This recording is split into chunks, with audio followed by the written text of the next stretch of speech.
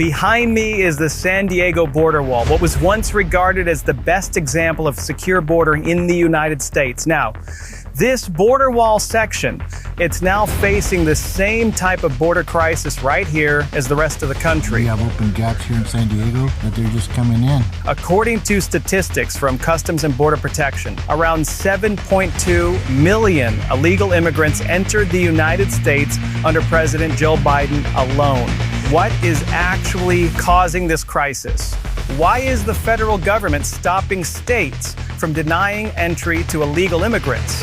Why are they being given free food and free housing, cash handouts, other benefits, instead of being deported? Why are our tax dollars being used to bring in illegal immigrants to the United States? What are the real reasons behind it? The American people have a right to know. And so my team and I set up to find the answers. And an investigation would take us all along the U.S.-Mexico border into the NGO bus drop-offs, through the United Nations operations, and into the camps in the jungles of Panama.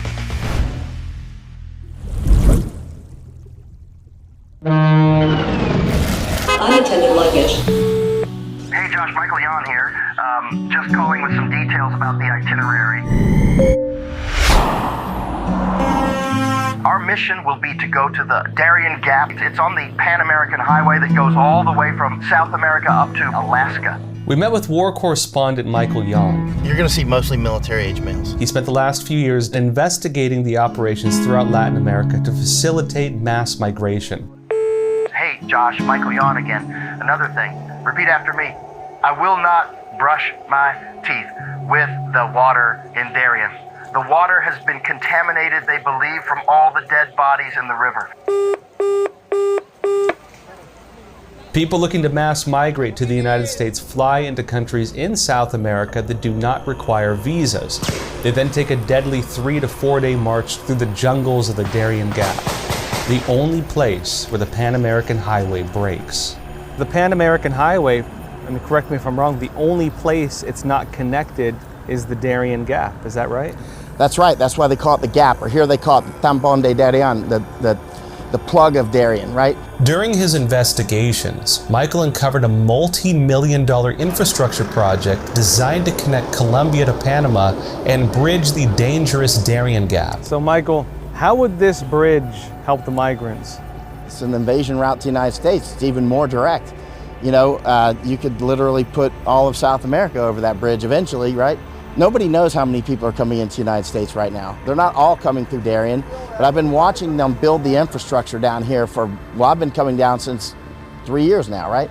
Now, Panama has wanted to keep this jungle for years because it precludes invasion by land from the south, right? From like Colombia, because this used to be Colombia. This will just make it a drive. Simple drive. You just fly into Brazil or wherever, get on buses and all that, and you're in San Diego. There you go. But for now, the only way across the Darien Gap is the jungle and its migrant camps. With the help of Michael and our guides, we're able to gain access to areas otherwise off limits. This camp is called Lajas Blancas. It is one of the most, one of the epicenters of the Darien Gap, coming out of the Darien Gap camp. Get that. We met with Mexico-based journalist Oscar Ramirez. Here is where they move from one village to another. They transport themselves in canoes, and from here they are moved to the borders of Costa Rica. The cost of every ticket and every bus ticket, it is $60. So you will see a lot of people just waiting here. So everybody here, except I guess the people working at these places, everybody here, these are people trying to enter the United States? All of them. All of them? Yes, the majority of them, 90 to 100% of them, they are trying to go to the United States. I see. So roughly how many people are here right now? Do we even know? Well, of the flow that is coming down every day on a daily basis from Colombia to over here, they're saying that 1,000 to 1,200 people per day. So we're talking about that 7 days a week, almost 10,000 people that are coming in through this particular migrant camp. I see. So these people would have already gone through the Darien Gap then? They've already gone through the jungle and everything like that? Yes. What is that journey like? What do they have to deal with? Horrible. Yes, I've been through that. I have seen decomposed bodies. I have seen people with the difficulties of drowning. Have seen, how the cartel has been raping and abusing and stealing from migrants. The multiple mudslides, the rivers, the current, The terrain, it is just horrible. The mountains with the ropes, and it's just the dangers of just putting your children through this. It's just horrible. It's just a horrible journey. It's hell. It is described by all these coyotes and these traffickers. It is described like an easy journey, but it's hell. It is really hell on earth. Jeez. ¿Y qué es que está pasando en Ecuador? Ya está, hay como 17 bandas delictivas. We had the opportunity to speak to several of the migrants about the hardships they experienced on the journey and what caused them to leave their homes in the first place. So I'm asking him, he's from Ecuador. Ellos se han tomado todo el país y The ellos son gangs dueños have de taken todo. over the whole Ni la country. Marina ni... ¿Y a dónde van? Estados Unidos. ¿Tiene familia allá? ¿Y en qué estado? Yo en New Jersey. He's going to New Jersey. He has family there. Miami. Tiene familia ahí también. Y hay muchos ecuatorianos veniendo ahora, ¿no? Sí, ya subieron como 2 camiones y estamos como 2 camiones más aquí. ¿Y cómo fue su tiempo en la selva? Muy duro. Muy duro. Muy peligroso. A la mayoría no lo recomiendo. Nos han robado, nos robaron. A mí me robaron. We heard similar stories the next day at Bajo Chiquito, deep in the jungle in the territories of the Embera Indians. What they just came through was the jungle, and there they said they're getting robbed. ¿Ustedes volverían a cruzar la selva de nuevo? No? Why not? ¿Por qué no? They said they're getting raped. Claro, violaron una muchacha y al marido se lo mataron. So they raped a woman in front of her husband. He tried to defend her and they killed him with rocks. They killed him with rocks. They killed him. We had one woman tell us that her husband was murdered right in front of her. They were walking through the jungle coming here, right, trying to get to these boats, which of course drop them off here.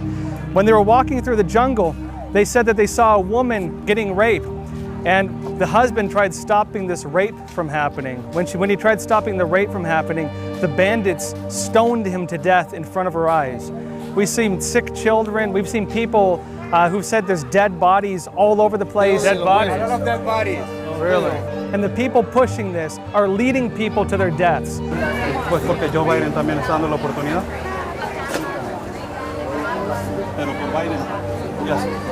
So he's coming because Joe Biden told him. Yes. Told the borders open. Yeah. They have United Nations facilities here, checking people in, getting things set up, getting them registered, sending them north. They have guides on how to, all the different passageways and routes they can take. They're being encouraged. So you can see right here, there's some new ones coming in, and they would have just come through the jungle.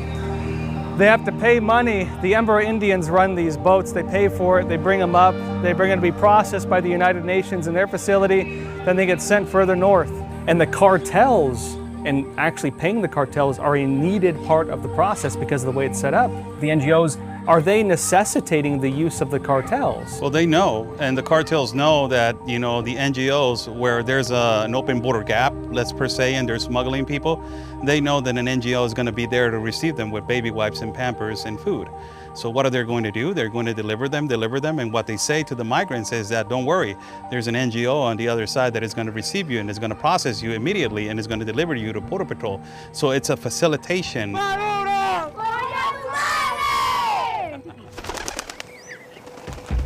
Jeez, look at that. What are the vultures normal here, or is that only because Vultures are always here. Just there's all kinds of defecation. There's all kinds of nastiness everywhere. Were they here before the migrants? I doubt it.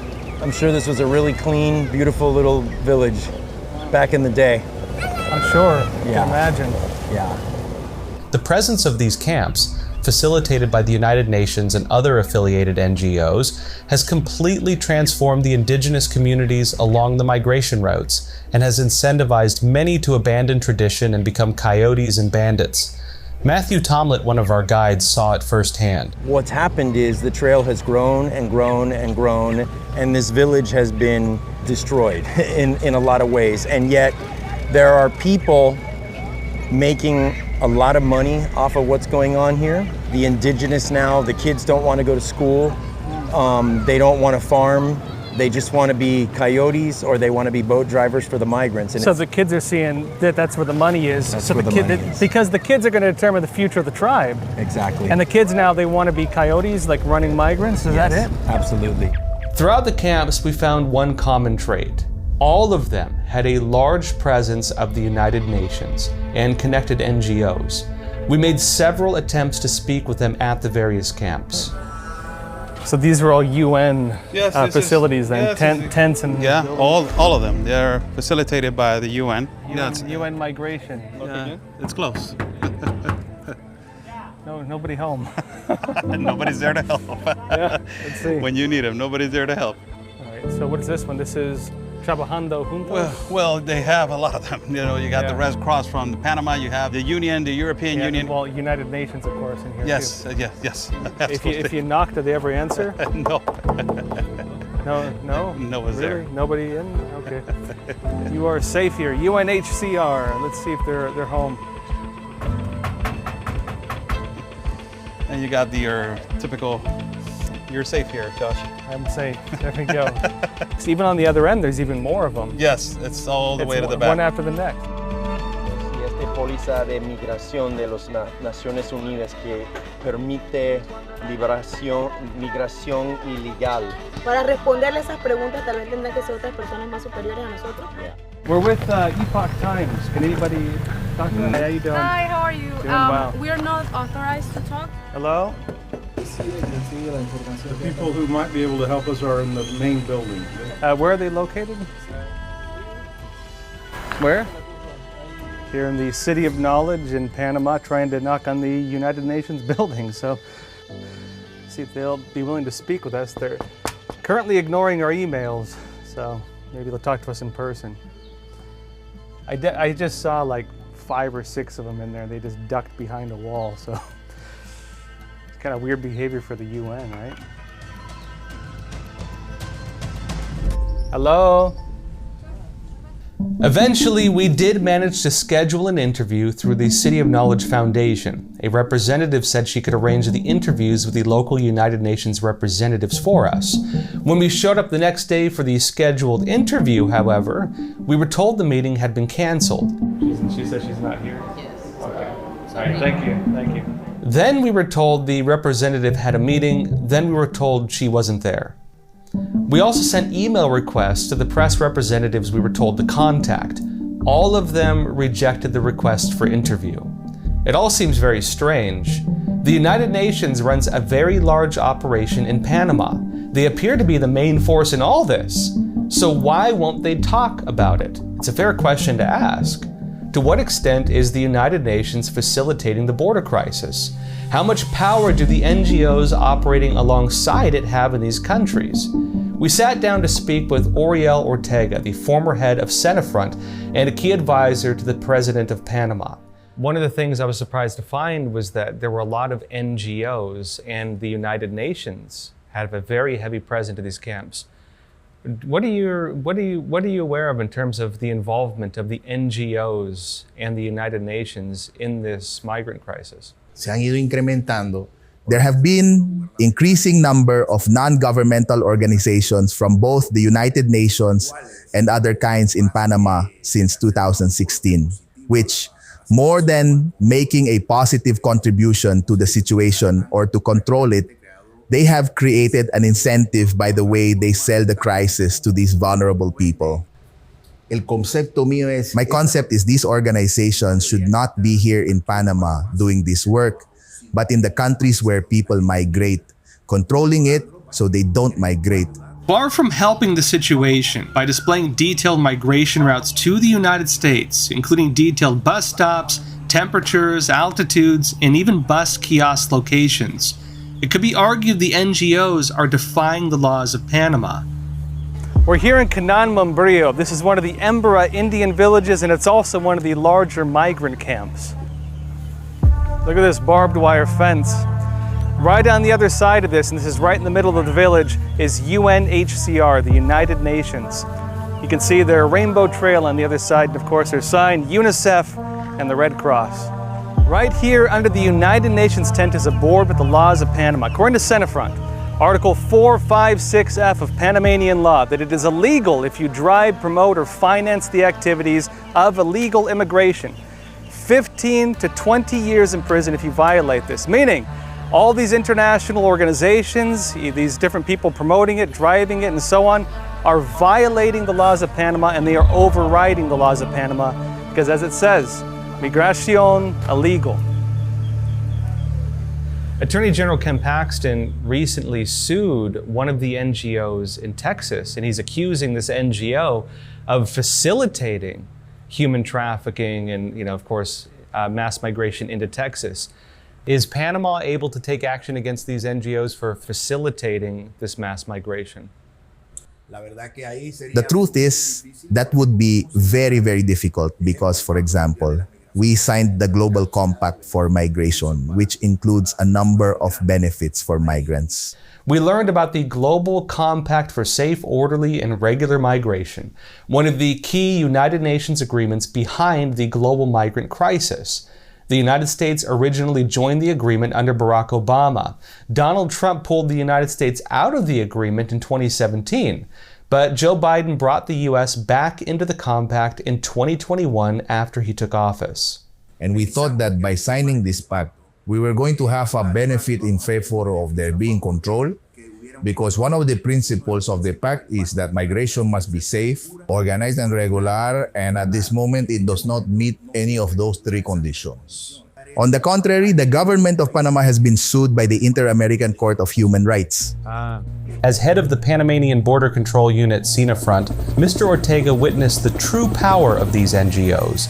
When a nation like Panama cracks down on the cartels, secures their border, and saves lives, the NGOs sound the alarm, the UN files suit, and the mainstream press begins a smear campaign. And they're getting attacked by these globalists, making them look inhuman when they, save lives and they protect their own sovereign nation. That's what they do. What have you seen in terms of these guys like defending the migrants? What have you personally witnessed? What I witnessed in the three times that I have been in, but they saved again thousands from being robbed, thousands from being abused, and they saved a lot of children from drowning at their way out. The river was really high and it was really difficult to get out. We understand that in Panama, if the government tries to enforce border laws, they get sued by the NGOs. It seems like SENAFRONT is trying its best to provide security for something that they're being overridden by international powers. That's the main problem of this issue. It is the Global Compact on Migration that is perpetuated by the United Nations, and the United Nations has power over governments because they made them sign this Global Compact. There's more than 154 countries that gives the ability to NGOs to work freely in these 4 countries. I was walking in a caravan and the Intelligence Department of Mexico told us, the journalists, you have infiltrated individuals from the violent group Tren de Aragua cartel operates from a prison in Venezuela. And I recorded this, one of the migrants was threatening a National Guard with a knife. He was telling them that if they will not give them papers, there will be blood shed on that soil. They're throwing rocks. It is really sad to see that. They're hitting the National Guard officers. The United Nations aids that to continue. The NGO, instead of stopping people from suffering and stopping people from being trafficked and abused, what they're doing is aiding the cartel to continue and continue and continue and continue. The NGOs, through this process, are aiding and abetting the cartels. Yes. They're not educating the migrant to do a process correctly. They're violating their own Global Compact on Migration. Because in the Global Compact says you need to migrate safely, regular, documented, and peacefully. We have seen that all 4 of them, they're not compliant by the Global Compact on Migration, and they're blaming every institution of security. So they're basically creating a crisis and creating chaos, and the only ones that they have the solution, it is them. Now it is a business, Josh. It is not migration because people are suffering. For these NGOs and the cartels and other organizations, it is a humanitarian business now.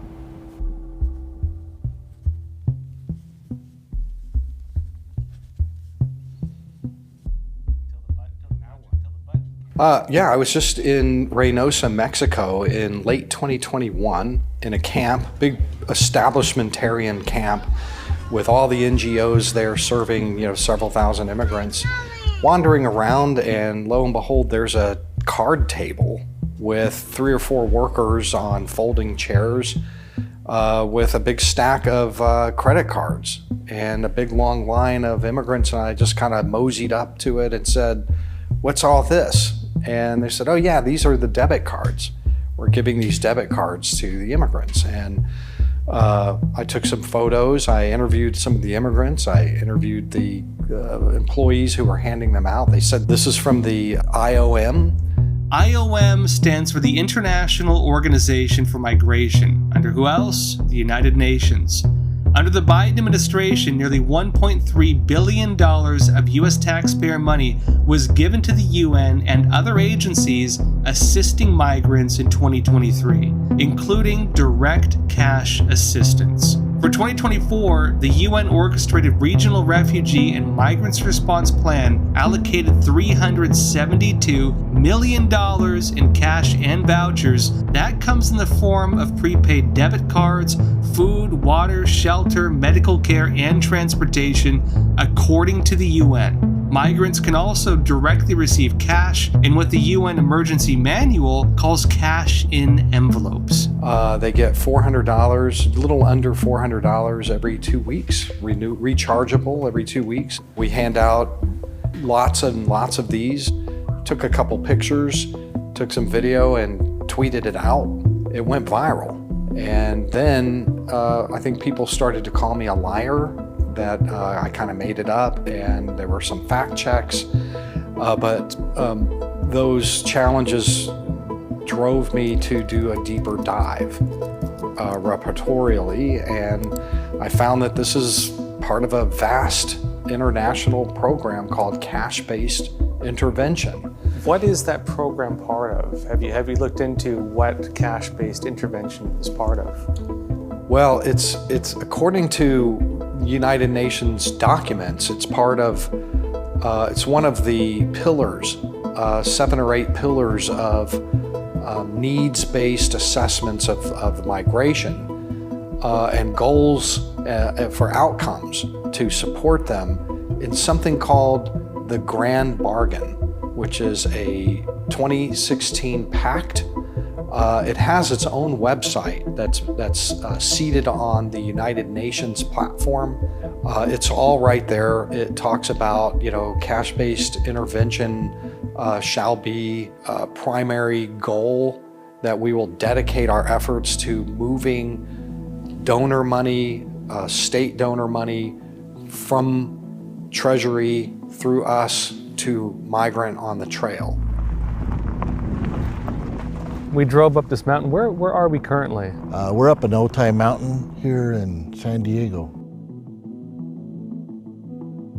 Who gave us a behind-the-scenes look at how illegal immigrants are being arrested, processed, and then released onto the streets of the United States. And we can see the very long border wall, which ends right here. Yeah, abruptly ends there.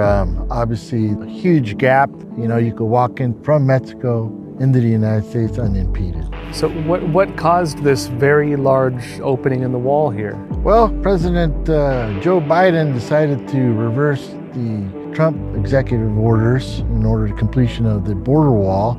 Any construction on the border was ceased. I mean, we have open gaps here in San Diego that they're just coming in. Another group coming in? Yes, another group is coming in. So Border Patrol right now is processing these people. We came up, they were waiting, Border Patrol arrived. What is the process they're going through right now? Well, here they're screening the individuals for weapons or illicit items, and they're putting them in their baggage compartments there, provided a baggage claim, and they're being separated. And then shortly they'll be put on the shuttle bus here and processed over to the migrant center here. I see. And what happens once they're at the migrant center? Yeah, they're provided their food and nourishment if they need it, and then they're processed over 72 hours. That's all we can hold them for, and then processed over to the bus.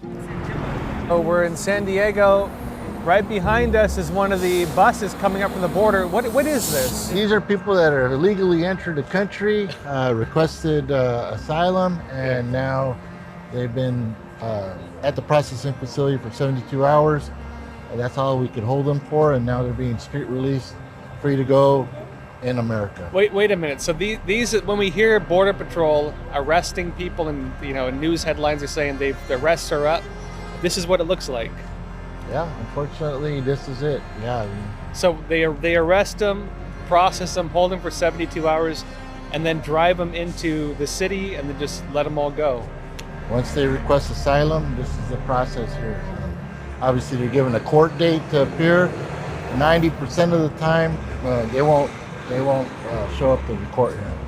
So just to clarify then, when Border Patrol arrests these individuals, they're not deporting them, they're processing them. No, we're processing them. You're absolutely right.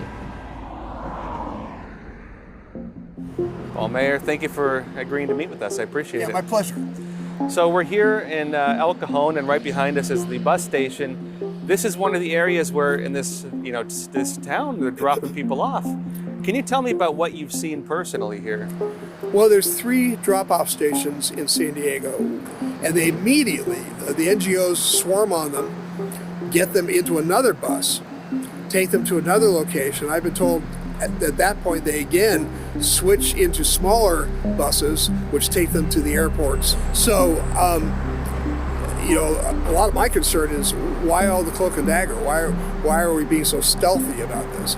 Yeah, well, I mean, that's what seems strange to me too, is it looks like the people running this are trying to not be noticeable. You're the mayor here, and they're doing it right here. I mean, what do they tell you on why they're doing it? They don't tell us anything. You're the mayor, and they don't tell you. No, we get no information from the federal government, no information from the state government. We get a little bit of information from the Border Patrol, but the NGOs won't talk to us at all. Every step of the investigation has shown a different piece of how the mass migration into the United States is being coordinated. We know border agents have catch and release orders. Our own government is helping facilitate the operations in collaboration with the United Nations and various NGOs. But a big question still remains. Why are they doing this? They're trying really to dismantle the border to bring in more Democrats so that they can do what they did in California, essentially turn a Republican state into a Democrat state with a perpetual majority that can never be challenged. There's no question about it. That's not speculation. Some of these people have gone on record and publicly talked about this, people close to Barack Obama. It puts 12 million people on the path to citizenship and eventually voters. Can you imagine if we have even the same ratio? 2 out of 3. If we have 8 million new voters that care about our issues and will be voting, we will create a governing coalition for the long term. But I think it goes much, much deeper than this. The primary objective, is to facilitate massive migratory flows to undermine the sovereignty of the nation state and really ultimately dismantle the nation state as a sovereign entity. The UN's Global Compact for Migration explicitly respects national sovereignty, allowing for nations to regulate migration in their own territory. But according to researcher Alex Newman, that commitment is undermined by their broader ideology. The Global Compact on Migration, in this compact, one of the guiding principles of the compact was actually, to summarize it in my own terms, to propagandize the target populations to believe that it is right and proper for them to accept essentially unlimited migration. According to the United Nations' own videos, migration is inevitable, necessary, and desirable. And according to the United Nations documents, like the 2000 draft report by the UN Population Division, replacement migration was projected as a means to bolster declining native birth rates. And I think when you really dig down, the ultimate objective was actually revealed by the former UN migration czar, the late Peter Sutherland. The United States or Australia and New Zealand are migrant societies, and that therefore they accommodate more readily those from other backgrounds than we do ourselves, who still nurse a sense of our homogeneity and difference from others, which is precisely what the European Union, in my view, should be doing its best to undermine. According to its officials like Peter Sutherland, migration to the West is necessary to develop a multicultural state. The demographics are a key element in this debate and a key argument for, I hesitate to use the word because people have attacked it, for the development of multicultural states. And so there are some places where you see these things coming to pass. Certain parts of Northern and Western Europe are good examples where now the native populations are literally in the minority in their own major cities. They're bringing in people so rapidly from all over the world, from all different cultures, all different backgrounds, all different religions. What does it mean to be a nation anymore? So when you facilitate these enormous migratory flows, you undermine people's, first of all, attachment to not just their nation, but also their nation state. And this facilitates the emergence of first regional governance and then global governance, which is the ultimate objective. And these are what's called soft law. There is no official way for the United Nations to impose this on us per se, right? There's no court that could say, well, the United States isn't complying with its obligations under this compact, and so we're going to sanction it. But as this body of soft law is built up, it provides government bureaucracies with guidance, and over time, it starts being incorporated into court rulings, it starts being incorporated into the domestic regulatory apparatus, and even into statutory law. And pretty soon, you're bound by these things, even though it was never ratified in the appropriate manner. We've bound our power to international laws and institutions. I am convinced that in the long run, giving up some freedom of action, binding ourselves to international rules over the long term enhances our security. You know, I'm looking at multiple layers of the agenda because, you know, I've been researching, of course, what's happening, but I want to know why it's happening. And I'm looking at a few different layers. I believe so far that there's a US layer, there's a UN layer, and there's kind of a global communist layer to it. Recently, there's been a significant uptick of Chinese nationals crossing the border, some 30,000 in the past 4 months. The Clan del Golfo cartel, Colombia's largest narco-trafficking gang, have even made border-crossing advertisements for Chinese migrants. And when we visited the small Embera Indian town of Puerto Limon, we found shops heavily catering to Chinese migrants. So this is Puerto Limon, between two of the main migrant camps. This is a waypoint. This one seems to be really catering to the Chinese. This is all the different Chinese foods they have, ramen, drinks, and everything else. But this sign is something really important. This one here that we found, it's in Chinese, so it's catering, of course, to the Chinese. It tells them that from the village to the United States, that they can take care of everything, and you can pay here for every single waypoint they claim. It even has the contact information. So this organization claims to be basically facilitating this. Chinese social media platforms have hashtags providing advice on the overland journey through Latin America to the United States. The FBI has documented thousands of cases of Chinese nationals being investigated for or found guilty of spying. Now, of course, many of these people will genuinely be looking for a better life, but many of them will be coming for subversive purposes. Many of them, as we've seen already with what's happening on the border right now, will be special operators from various militaries around the world, including the People's Liberation Army in China. There is a fifth column in the United States that absolutely wants to destroy this country, that is passionately dedicated, as Rich Higgins, the Director of Policy and Planning on the National Security Council, said during Trump, to the destruction of the United States, not just as a nation, but even as an idea. And to do that, you have to bring in people who would serve as a catalyst to that process. And I believe that's a big part of what's going on. We've had congressional hearings where they've talked about special forces from Communist China coming across that border. Why are they doing this? Well, they want to bring down the United States. The Chinese are not just using their own migrants as a weapon of mass migration, but as our research team discovered, the CCP is also financing the migration's nuclear bomb. Infrastructure projects that will complete the Pan American Highway. And that's a huge difference for the United States and for all the Americas, right? So this is, and actually there's a book that was written by CCP, but through a Panamanian economist. It's in Spanish, but I got it in English as well. And it talks about, in there, about going through the Darien and, basically opening it up. Wow. Well, that makes sense because China's doing all these, aside from maybe their interest in mass migration, they've been trying to gain control of the Panama Canal. The CCP already has a foothold throughout Latin America with its extensive Belt and Road Initiative. It has a stake in multiple ports and railways and has forged military partnerships with several countries. US leaders have grown increasingly wary of the military implications of Chinese infrastructure projects, particularly around the Panama Canal. A highway through the Darien Gap stands to both diminish the importance of the Panama Canal and much more easily facilitate mass migration to the United States. CCP is down there in Ecuador and other places working on ports and this sort of thing in Costa Rica, what they're doing in Nicaragua, El Salvador, Honduras, and whatnot. But the bottom line is the CCP, the Chinese Communist Party, is making a go for all of Central America. Something else stood out in my research. The agenda to create a so-called multipolar world order, which requires the destruction of the so-called unipolar world order, the current global system led by the United States. The narrative has been echoed by leaders in many parts of the world, including many in the United Nations, the World Economic Forum, and from Russian President Vladimir Putin to CCP leader Xi Jinping. It raises a key question of whether mass migration also ties into the agenda for a so-called multipolar world order. One of the narratives that you hear from Vladimir Putin, from Alexander Dugin, from Xi Jinping himself, is this idea of a multipolar world order.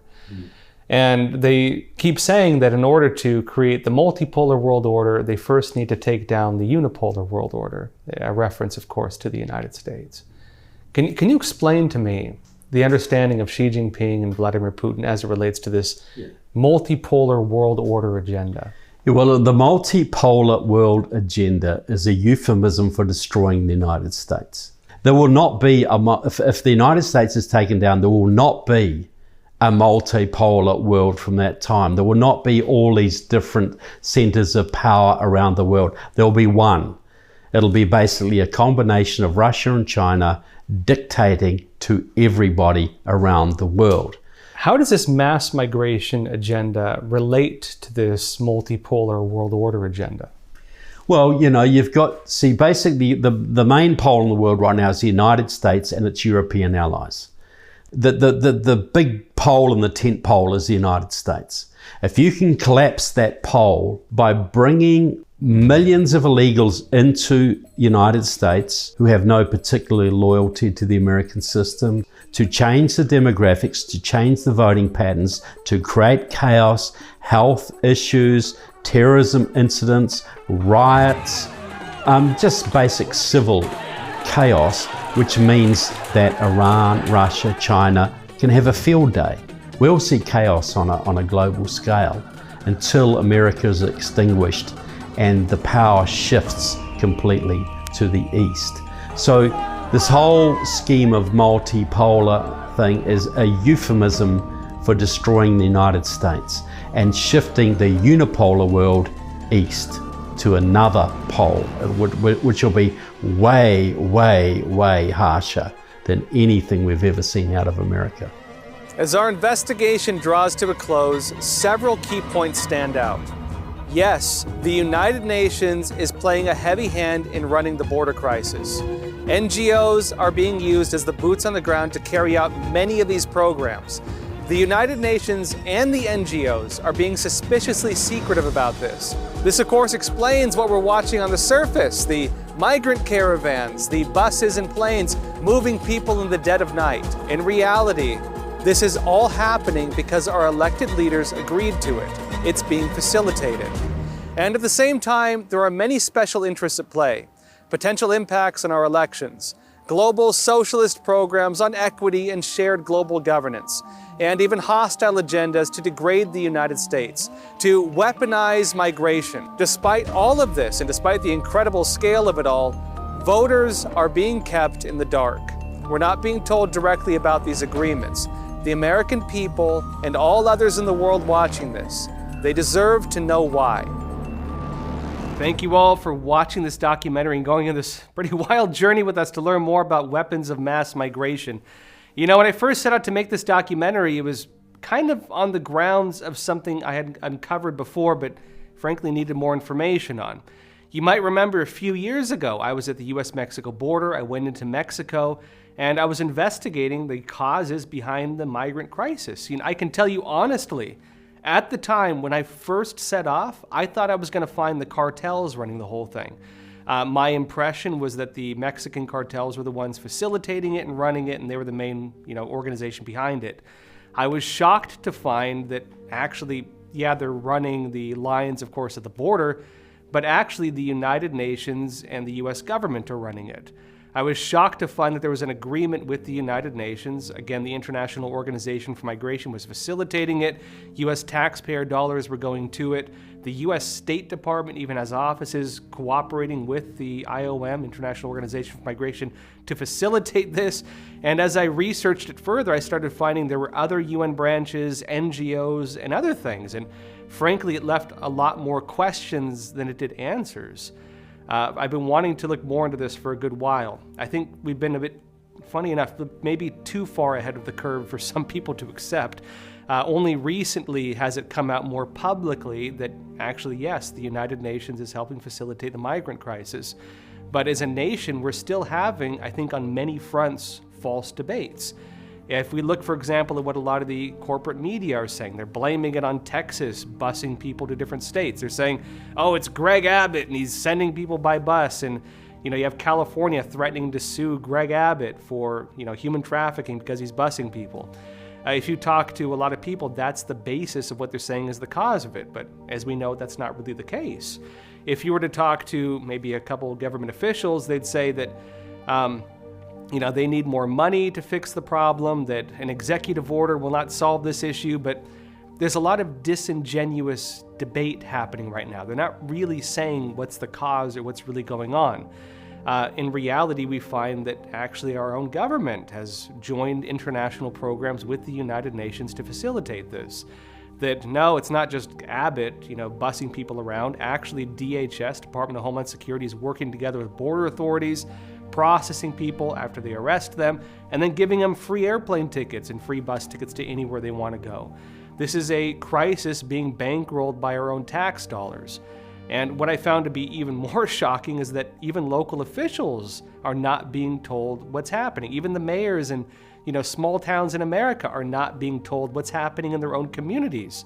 When they can see on the surface, hey, there's these weird buses. Hey, why is DHS running these things? Hey, why is Border Patrol releasing these people on our streets? Why do they all have bus tickets? Why do they have plane tickets? And they're not being told why. I think as a country, if we're going to actually fix this issue, we need to know what's actually going on. And that's why I think this documentary is, frankly, really important for people to see. I hope with this that maybe we can correct the debate and we can have a real discussion as a nation on what's happening, why it's happening, and maybe how to fix it, frankly. So thank you all again so much for watching this. With that said, please share this with as many people as you can. We set up a special page just for this. You can either scan the QR code or go to the website on the screen right now to share it with your friends, family, and colleagues. We also have a system where you can pay it forward. You can let people watch the documentary for free, and you can help them find the truth. So thank you so much for your support. Thank you for being here. And again, please share this video. Help us get the word out. Thank you.